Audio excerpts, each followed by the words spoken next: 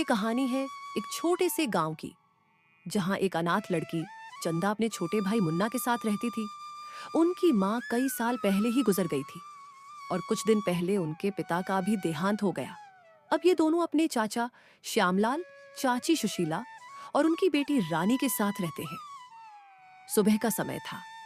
धूप धीरे धीरे आंगन में फैल रही थी। रसोई में चंदा जल्दी जल्दी चूल्हे पर नाश्ता बना रही थी। कुछ देर बाद सब बैठकर नाश्ता कर रहे थे। अरे वाह चंदा बिटिया, बहुत स्वादिष्ट नाश्ता बनाया है। बिल्कुल तुम्हारी दादी माँ के हाथ जैसा स्वाद है। लेकिन बेटा, तुम हमारे साथ बैठकर क्यों नहीं खा रही हो? तुम भी आओ, हम सबके साथ बैठकर खाओ। धन्यवाद चाचा जी, पर मैं अभी नहीं खाऊंगी। मुझे भूख नहीं है। आप लोग खाइए, मैं बाद में खा लूंगी। चंदा की तारीफ सुनकर पास ही बैठी चाची के मन में हल्की सी जलन की चिंगारी उठ चुकी थी। वह अपने मन में कहती है, आज तक इन्होंने मेरे बनाए खाने की इतनी तारीफ कभी नहीं की, और देखो अपनी लाडली चंदा की कितनी तारीफ कर रहे हैं। थोड़ी देर बाद श्यामलाल खेत जाने को निकल गया। दोपहर के समय चाची सुशीला गांव की औरतों के साथ बैठी गपशप कर रही थी। अरे सुशीला बहन, वो तुम्हारी जेठानी की बेटी चंदा तो पूरा घर अपने कब्जे में कर लेगी, देखते जाना। तुम्हारे पति तो हर बात पर पूरे गांव में चंदा की ही तारीफ करते रहते हैं, मानो वो ही उनकी सगी बेटी हो। अरे बहन, चंदा के पिताजी को गए अभी कुछ ही दिन हुए हैं, इसलिए मेरे पति उन दोनों भाई बहन को अपने बच्चों की तरह प्यार करते हैं, और इसमें मुझे कोई हर्ज नहीं है। तुम सही कह रही हो सुशीला। आखिर तुम्हारा घर और खेती बाड़ी सब चंदा के पिता का ही बनाया हुआ है, और उनके जाने के बाद सब तुम्हारे पति के ही हाथ में है। तो उन दोनों अनाथ बच्चों को प्यार देना तो तुम्हारा फर्ज है।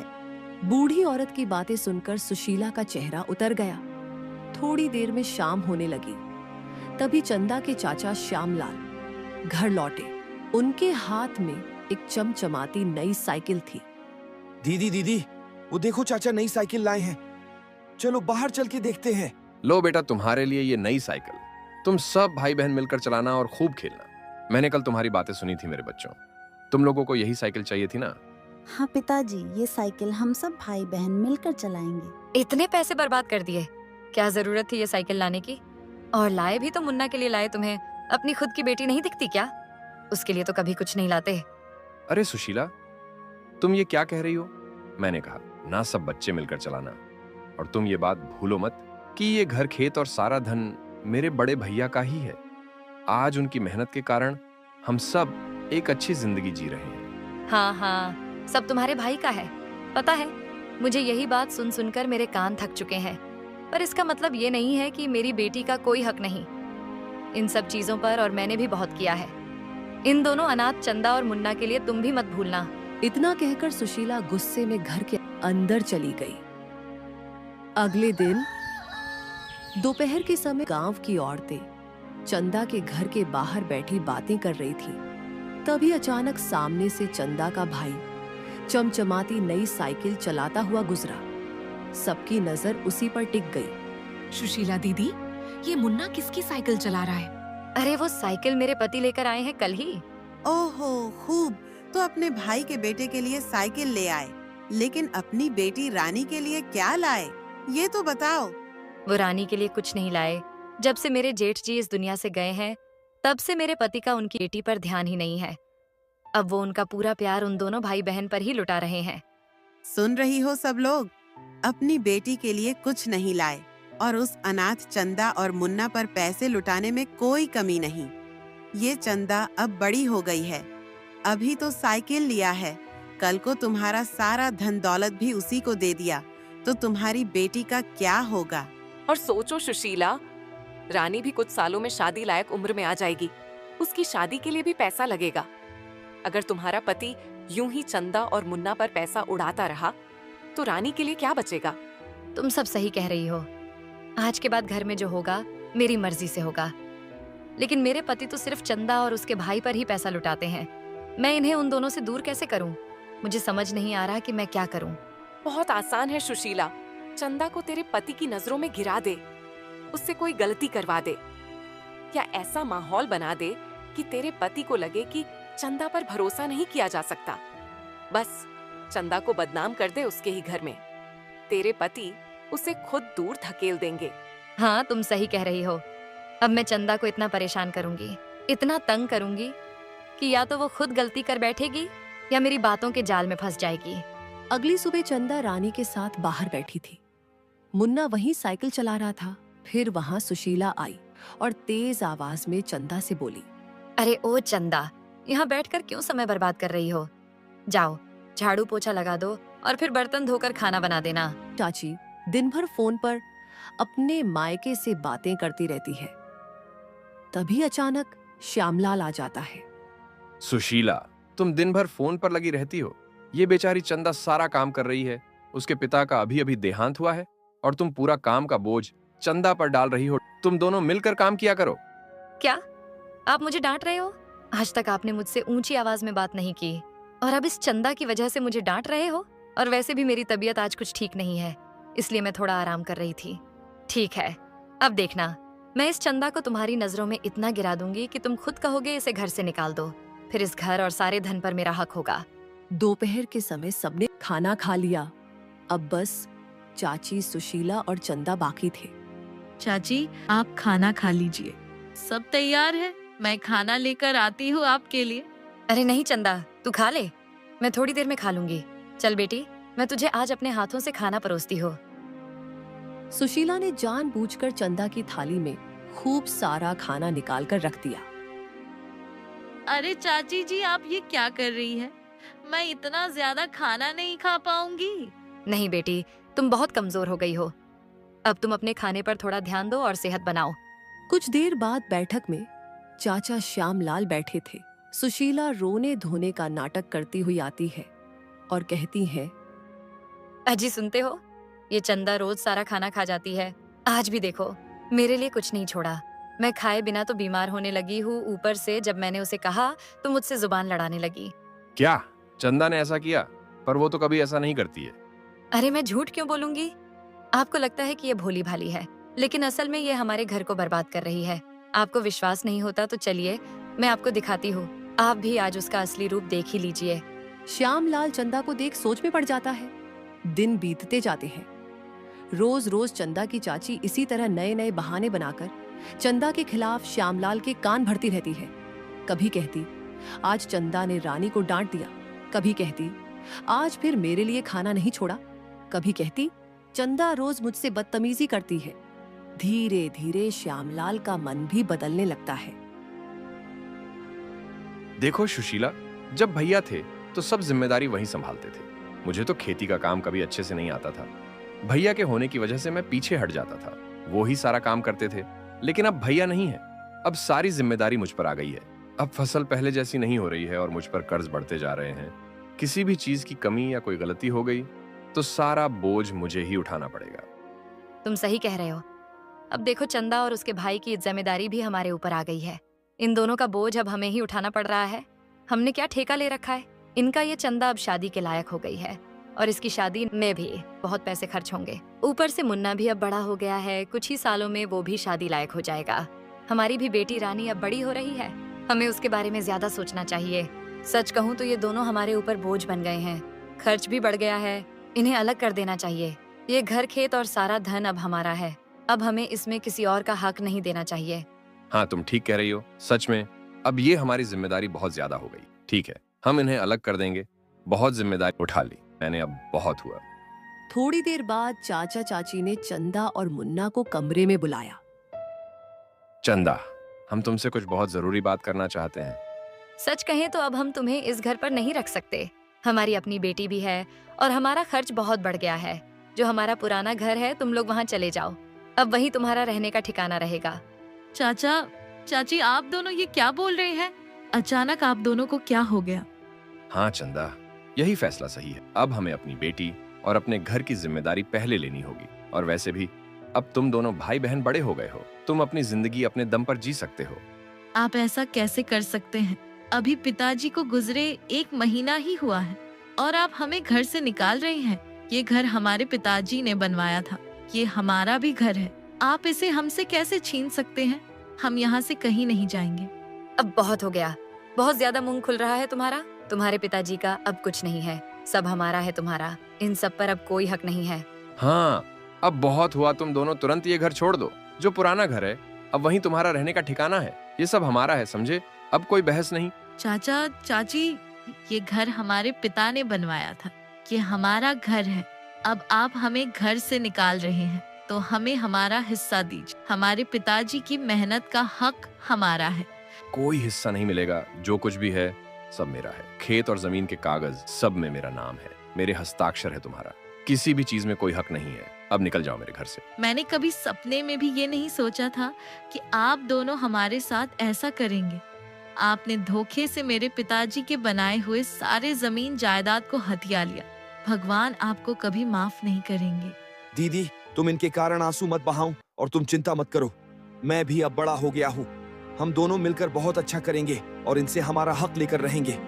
चंदा अपने छोटे भाई के साथ रोते रोते पुराने घर चली गई। घर पहुंचकर उसने पूरे घर की साफ सफाई की। मुन्ना, मेरे पास कुछ पैसे हैं, मैं बाजार से कुछ राशन लेकर आती हूँ। चंदा के पास कुछ पैसे थे। उसने बाजार जाकर राशन और सब्जियां खरीदी। फिर घर आकर उसने स्वादिष्ट खाना बनाया और अपने छोटे भाई को खिलाया। सुन मुन्ना, अब हम यहाँ आ तो गए हैं, पर हमें अपना घर चलाने के लिए कुछ ना कुछ काम करना पड़ेगा। तुम तो खाना बहुत अच्छा बनाती हो। क्यों ना हम छोले भटूरे बनाकर बाजार में बेचें? हमारे पास जो पैसे बचे हैं उससे कुछ सामान ले लेंगे। हाँ मुन्ना, तुमने कितना अच्छा सुझाव दिया है। यही सही रहेगा। चलो मेरे साथ अब बाजार जाकर छोले भटूरे बनाने के लिए राशन ले आते हैं। चंदा के पास जितने पैसे बचे थे उन्हें लेकर उसने बाजार से जरूरी सामान खरीदा। फिर बड़ी मेहनत से स्वादिष्ट छोले भटूरे बनाना शुरू किया। पूरे घर में महक फैल गई। थोड़ी देर बाद दोनों भाई बहन छोले भटूरे लेकर बाजार गए और अपने ठेले को सजाकर ग्राहक का इंतजार करने लगे। अरे भाई, वो देख, वाह क्या महक आ रही है। चल छोले भटूरे खाते हैं। अरे वाह, क्या स्वादिष्ट छोले भटूरे हैं। मैंने इतने अच्छे छोले भटूरे कभी नहीं खाए थे। धीरे धीरे गांव वाले आने लगे। लोगों ने उनके बने छोले भटूरे की तारीफ करनी शुरू कर दी। देखते ही देखते रात होने लगी। भीड़ बढ़ने लगी और कुछ ही समय में सारे छोले भटूरे बिक गए। दीदी देखो, आज के हमारे सारे छोले भटूरे बिक गए। हमने पहली बार अपने मेहनत से पैसे कमाए। हाँ मुन्ना, ये आज की कमाई से हम और भी ज्यादा राशन लाएंगे और रोज छोले भटूरे बनाकर बेचेंगे। उस दिन से चंदा रोज छोले भटूरे बनाती और बाजार में जाकर उन्हें बेचती। धीरे धीरे वह खूब पैसे कमाने लगी। भाई बहन दोनों खुश थे और अब उनके जीवन में एक नई उम्मीद और आत्मनिर्भरता की किरण जाग उठी थी। इधर जहां चंदा और उसका भाई मेहनत से आगे बढ़ रहे थे, वहीं चाचा चाची की हालत धीरे धीरे बिगड़ने लगी। श्यामलाल को खेती का ज्यादा ज्ञान नहीं था। वो सिर्फ अपने भाई की कमाई पर पलता रहा था। इसलिए जब जिम्मेदारी उसके ऊपर आई तो धीरे धीरे सब बर्बाद होने लगा। उसने गलत फैसले लिए और खेतों में भी ठीक से काम न कर पाया। नतीजा ये हुआ कि फसल पूरी तरह से खराब हो गई। घर की हालत बिगड़ने लगी और पैसों की तंगी सामने आ गई। सुन श्यामलाल, अगर तूने एक हफ्ते के अंदर मेरे पैसे वापस नहीं किए तो तेरा खेत अब मेरा होगा। वैसे भी तेरे खेत के कागजात मेरे पास हैं। मैं तुझे ये आखिरी मौका दे रहा हूँ। सुना तुमने? वो चंदा जिसे इन लोगों ने घर से निकाल दिया था, अब रोज बाजार में छोले भटूरे बेचती है और लोग तो कहते हैं कि उसका स्वाद पूरे गांव में सबसे अच्छा है। हाँ बहन, कल ही मैं उसके ठेले से खाकर आई थी। इतने स्वादिष्ट छोले भटूरे कि बच्चे ने भी कहा, माँ फिर से लाना। सच कहूँ तो चंदा ने तो अपने मेहनत से नाम कमा लिया। अरे बेटा, यही तो न्याय है भगवान का। जिसने अनाथ बच्चों को घर से निकाला, उसका घर तो आज बर्बाद हो रहा है। फसल चौपट, जेब खाली, और वो मासूम लड़की मेहनत से सब संभाल रही है। अरे ये क्या हो गया? सारे पैसे खत्म हो गए और खेत की फसल भी बर्बाद हो गई। मुझे तो खेती बाड़ी का कोई सही तरीका आता ही नहीं। अब घर चलाना बहुत मुश्किल हो गया है।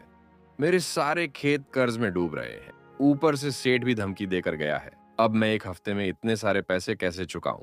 गांव के सारे लोग हमारा मजाक उड़ा रहे हैं। आपको जरा भी शर्म नहीं आ रही है क्या? अब तो गली गली हमारी बदनामी हो रही है और ये सब आपके ही कारण हो रहा है। अब तो पूरे गांव में उस चंदा की तारीफ हो रही है। लोग शायद सही कह रहे हैं। हमने उन अनाथ चंदा और मुन्ना का हक छीना, इसलिए भगवान हमारे साथ ऐसा कर रहे हैं। अब तो मुझे लग रहा है हम दोनों ने उन्हें घर से निकालकर बहुत बड़ी गलती कर दी। चुप रहो आप। हमने कुछ गलत नहीं किया। और वो चंदा, उसकी क्या औकात है?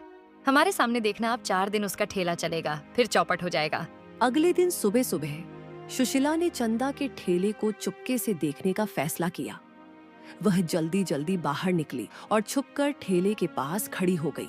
चंदा और मुन्ना व्यस्त थे। ठेले पर लोग आ रहे थे, लेकिन सुशीला का दिल जल रहा था। बाप रे, बहुत पैसे कमा रहे हैं। अब मैं इन दोनों भाई बहन को सबक सिखाऊंगी। कल जब ये बाजार में अपना ढाबा लगाएगी, मैं उसके छोलों भटूरों में इतना नमक डाल दूंगी कि सब लोग का मुंह खराब हो जाए। तब सब इन्हें सबक सिखाएंगे। सुशीला ने उसी रात को योजना बना ली। अगली सुबह वह चुपके से चंदा के घर के पास गई। चंदा ने सुबह सुबह ढेर सारे छोले बनाकर रसोई में रखे थे। फिर वह घर के मेन व्यस्त हो गई। मुन्ना भी किसी काम से बाजार गया था। सुशीला चुपके से रसोई में गई और उसने जल्दी से छोले में बहुत सारा नमक डाल दिया और वहां से भाग आई। चलो, मैंने तो अपना काम कर दिया। अब देखो, आज पूरे गांव में उसका मजाक बनेगा। सुशीला ने अपनी साजिश को अंजाम तो दे दिया, पर किस्मत का भी अपना खेल होता है। उस दिन चंदा बाजार जाने की तैयारी में इतनी व्यस्त थी, आज उसे इतनी जल्दी थी कि वह आम तौर पर जो नमक डालती वह डालना ही भूल गई थी। और वही सुशीला का डाला हुआ नमक जो उसने छोले बर्बाद करने के लिए डाला था, इस बार चंदा के काम आ गया। चंदा ने छोले भटूरों को सजाया और बाजार पहुंची। लोग खाकर तारीफ कर रहे थे। भीड़ बढ़ती गई। थोड़ी देर में सुशीला बाजार पहुंच गई। उसने भीड़ देखी, लोगों की लाइन देखी और चंदा के खुश चेहरे को देखा। वह अंदर से चित्त होकर खड़ी रह गई। उसकी चालाकी इस बार उलटी पड़ गई थी। जो उसने बर्बाद करने की सोची थी, वही चंदा की किस्मत बन गई। ये कैसे हो गया? मैंने तो खुद इतना ज्यादा नमक डाला था इसके छोले में, पर ये इतनी भीड़, लोग इतनी तारीफ क्यों कर रहे हैं? कहीं इसने फिर से नए छोले तो नहीं बना दिए? ये क्या हो रहा है? कैसे हो रहा है? हे भगवान, मुझे कुछ समझ नहीं आ रहा है। मैंने तो सोचा था लोग इसे आज छोड़ेंगे नहीं, पर सब मजे से खा रहे हैं। सुशीला की आंखों में आग और शर्म दोनों उभर आए। वह वहां से लौट गई और चंदा, उसे कुछ भी पता नहीं था कि किस तरह किस्मत ने उसका साथ दिया था। सुशीला ने पहले से भी खतरनाक योजना बनाई। अगली सुबह चंदा रानी से मिलने गई। उसने गांव वालों की बातें सुन ली थी कि उसके चाचा श्यामलाल कर्ज में डूब चुके हैं और घर चलाना मुश्किल हो गया है। इसलिए वह मदद के लिए कुछ पैसे लेकर वहां पहुंची। रानी, मेरी बहन, तू कैसी है? मुझे तेरी बहुत याद आती है। मैंने गांव वालों से सुना कि चाचा जी की सारी फसल का नुकसान हो गया है और घर चलाना मुश्किल हो गया है। इसलिए बहन, मेरी तरफ से ये छोटी सी मदद है। दीदी, मुझे भी तुम्हारी और भाई की बहुत याद आती है। मुझे तुम्हारे बिना यहाँ बिल्कुल अच्छा नहीं लगता। पिताजी ने तुम्हारे साथ इतना बुरा किया, फिर भी तुम हमारी मदद कर रही हो। मुझे पता है रानी, चाचा चाची ने हमारे साथ बहुत गलत किया, फिर भी मैं तेरा मुंह देखकर मदद करने आ गई। अब मैं चलती हूँ, अपना ख्याल रखना मेरी प्यारी बहन। और अगर कभी भी किसी चीज की जरूरत पड़े तो मुझे बताना, मैं तेरी मदद के लिए हमेशा तैयार रहूंगी। अब चंदा के जाने के थोड़ी देर बाद सुशीला घर के बाहर आई। सुबह सुशीला बहुत गुस्से में थी। एक डब्बे में लाल मिर्च भरकर रखती है और कहती है, आज देखती हूँ उस चंदा के छोले कैसे अच्छे बनते हैं। ये पूरी लाल मिर्च डाल दूंगी उसके खाने में, उसकी इज्जत धूल में मिल जाएगी। रानी ने उसे ये सब कहते सुन लिया। उसने तुरंत डब्बे अपने हाथों में पकड़ लिया।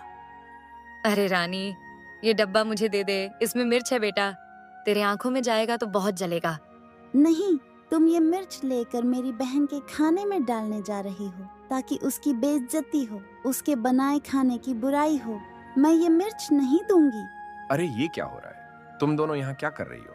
माँ पिताजी, मुझे शर्म आती है कि आप दोनों मेरे माँ पिताजी हैं। एक तो मेरे भाई बहन को घर से निकाल दिया, ऊपर से अभी भी उनको चैन से जीने नहीं दे रहे हो। आप लोगों को पता भी है कि मेरी चंदा दीदी ने हमारे लिए क्या किया है। वो खाट पर जो पोटली रखी है उसमें मेरी बहन ने हमारे लिए पैसे रखे हैं। मैं आपको ये बताती, इससे पहले ही माँ ने उसके लिए साजिश शुरू कर दी। आज सुबह चंदा दीदी यहाँ आई थी। ये सब सुनकर सुशीला और श्यामलाल की आंखों में आंसू आ गए। हे भगवान, देख रही हो सुशीला, हमसे कितना बड़ा अपराध हुआ है। हमने जिससे उसका सब कुछ छीन लिया, आज वो ही हमारे बुरे वक्त में हमारी मदद कर रही है। मैं सच में बहुत बुरी औरत हूँ। मैंने उस अनाथ के खिलाफ इतनी साजिश की और वो हमारी ही मदद करके चली गई। सुनिए जी, मुझे आपको एक बात और बतानी है। जो इतने दिनों से मैं चंदा के खिलाफ आपसे रोज शिकायत करती थी, वो सब झूठ था ताकि चंदा आपकी नजरों में गिर जाए। क्या तुम जानबूझकर ऐसा कर रही थी? और आखिर तुम्हारी चाल कामयाब हो ही गई। मैंने अपने स्वर्गवासी भाई के बच्चों को घर से निकाल दिया। मैं तो तुमसे भी बड़ा अपराधी हूँ। पता नहीं मैंने ऐसा क्यों कर दिया। मैं खुद को कभी माफ नहीं कर पाऊंगा। सुनिए जी, मैं जानती हूँ हमें से बहुत बड़ी गलती हो गई है, पर अब समय आ गया है अपनी गलती को सुधारने का। चलिए, हम आज ही चंदा और मुन्ना से माफी मांगने चलते हैं और उनके पिता के बनाए हुए घर में उनको आदर से वापस लाते हैं। तुम सही कह रही हो सुशीला, हमें उन दोनों बच्चों से माफी मांगनी चाहिए, पर पता नहीं वो हमें माफ भी करेंगे या नहीं। मुझे तो उनसे नजरें मिलाने में भी शर्म आ रही है। उसी शाम सुशीला श्यामलाल और रानी चंदा के घर गए और चंदा मुन्ना के पैरों में गिरकर माफी मांगी। बेटा, तू तो सचमुच भगवान का रूप है। तूने बिना स्वार्थ के हमारी मदद की। मुझे माफ कर दे बेटा। मैंने तुम दोनों मासूम के साथ क्या कुछ नहीं किया। मैं बहुत बड़ा अपराधी हूँ। मुझ में पैसों का इतना लालच आ गया कि मैंने अपने सगे भाई के बच्चों को उन्हीं के घर से निकाल दिया। इसलिए मुझे मेरे ही बुरे कर्मों का फल मिल रहा है। लोगों के तानों के रूप में मुझे माफ कर दो। मेरे बच्चों, मुझसे बहुत बड़ी भूल हो गई। मैं बहुत शर्मिंदा हूँ। बेटी, मैंने तेरे साथ बहुत बुरा किया, लेकिन आज तू ही हमारी रक्षक बनी। हमें हमारे कर्मों का फल मिला है। हमने बेईमानी और बुरा किया। बेटी, हमने तुम्हारे साथ बहुत बुरा किया। मैंने तेरे रास्ते में कांटे बोए, मगर तूने वही कांटे फूलों में बदल दिए। तू सच में बहुत महान है। मैंने कल यहाँ चुपके से आकर तेरे बनाए छोले में बहुत सारा नमक डाल दिया था, पर शायद किस्मत ने कल भी तेरा ही साथ दिया, इसलिए तेरा कुछ नहीं बिगड़ पाया। बेटा, मैं अपने इस हरकत के लिए बहुत शर्मिंदा हूँ। मुझे माफ कर दे बेटा। मैं अब कभी जिंदगी में तुम्हारे साथ कुछ बुरा करने का सोच भी नहीं सकती। तू कितनी अच्छी है। आज मुझे पता चल गया मेरी बच्ची, और हमारे साथ तुम दोनों घर वापस अपने चलो। देख रही हो दीदी, कल इन्होंने क्या किया। चाची जी, मेरी बहन कल छोले में नमक डालना ही भूल गई थी और वही नमक आप डाल के चल गई। मेरी बहन सच्ची है, इसीलिए भगवान उसका साथ देते हैं। दीदी, तुम इन्हें बिल्कुल माफ नहीं करना। इनके कारण तुमने बहुत आंसू बहाए हैं। भाई, मैं तुम्हारे सामने हाथ जोड़ती हूँ, मेरे माँ पिताजी को माफ कर दो और सब भूल कर हमारे साथ अपने घर वापस चलो। माँ पिताजी को उनकी गलती का एहसास हो गया। मुझे तुम दोनों के बिना वहाँ बिल्कुल अच्छा नहीं लगता है। रानी की बातें सुन चंदा और मुन्ना का दिल पिघल गया। चाचा, चाची, अब आप दोनों सब भूल जाइए। जो हो गया उसे हम बदल नहीं सकते, लेकिन आगे हम सब मिलकर अच्छा करेंगे। अब इन बातों को यहीं छोड़ दीजिए। मैंने दिल से आपको माफ कर दिया क्या? अब हम सब मिलकर रहेंगे। आप दोनों को आपकी गलती का एहसास हुआ, यही सबसे बड़ी बात है। मुझे अब आप दोनों से कोई गिला शिकवा नहीं है। अब हम सब ये पुरानी बातें भूलकर अपनी जिंदगी में एक नई शुरुआत करेंगे। हाँ बेटा, अब हम साथ मिलकर खुशी खुशी रहेंगे। तू महान है चंदा, तेरा दिल बहुत बड़ा है। हमें माफ करने के लिए तेरा बहुत बहुत धन्यवाद मेरी बच्ची। अब चलो, सामान बांध लो मेरे बच्चों, और चलो अपने घर। वो घर तुम्हारा है और अब कोई उसे तुमसे नहीं छीनेगा। अब चलो हमारे साथ। चंदा और मुन्ना भी अपने चाचा, चाची और रानी के साथ अपने घर वापस चले गए। अब उनकी चाची उन्हें बिल्कुल उनकी माँ की तरह प्यार करने लगी। चंदा, आज मुझे मेरी गलती का असली एहसास हो गया है। मैंने तेरे साथ बहुत बुरा किया, बहुत ज्यादती की। तू हम सबका ख्याल रखती रही, हमारे लिए दिन रात मेहनत करती रही, और बदले में मैंने तुझे सिर्फ दुख दिया। बिटिया, अगर तेरे दिल में मेरे लिए थोड़ी सी भी जगह बची है तो मुझे माफ कर देना। मैं सच में शर्मिंदा हूँ। चाची जी, आप मेरी बड़ी हैं। आपने मुझे माँ की तरह सहारा दिया, और जो भी गलतियाँ हुई वो आपके अपने हालात के कारण थी। इंसान से गलती हो जाती है चाची। चंदा, आज से मैं तेरे साथ हूँ। तेरे साथ बैठकर छोले भटूरे बनाऊंगी, तेरे साथ मेहनत करूंगी, तेरे साथ कमाऊंगी। तू अब अकेली नहीं है बिटिया, हम दोनों मिलकर यह ठेला चलाएंगे और दुनिया को दिखाएंगे कि मेहनत और एकता की ताकत के आगे कोई खराबी, कोई परेशानी टिक ही नहीं सकती। हाँ चाची, अब हम दोनों साथ में काम करेंगे और कल से नया दिन शुरू करेंगे एक साथ। उसी समय गांव की सबसे समझदार, सबसे आदरणीय और दुनियादारी समझने वाली बूढ़ी औरत लच्छो काकी धीरे धीरे आगे आई। उनकी आंखों में उम्र का अनुभव था और आवाज में सच्चाई का वजन। सुशीला, आज तेरी आंखों में सच्चा पछतावा दिखाई दे रहा है। यही सबसे बड़ा प्रायश्चित होता है।